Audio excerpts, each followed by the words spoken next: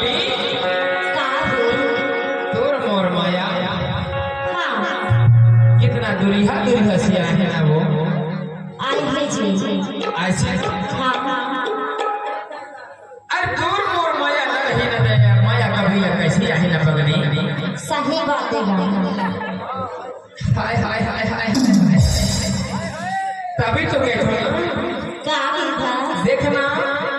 नानी घलो घलो बैठी ने हाँ और फुआ घलो घर बैठी ने बैठी ने रहा और नाना नहीं का घर बैठी है घर की देखना हाँ तभी तो कहूँ ना का था सूर्य के नाम मोर पराची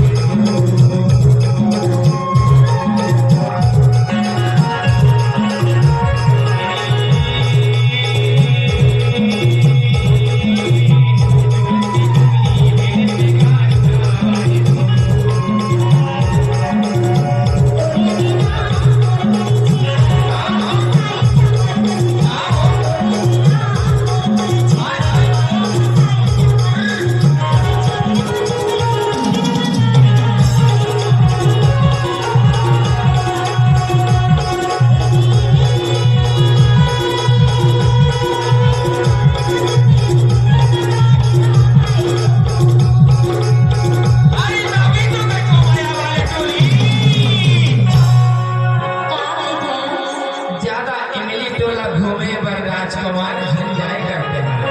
अच्छा जमाना उल्टा है पगला, हाँ देखना तभी तुम कहते हो ना का था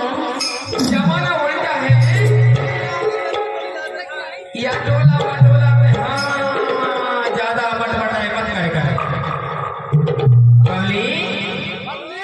का था या टोला बटोला ज्यादा राजकुमार घूमे ना मत देवे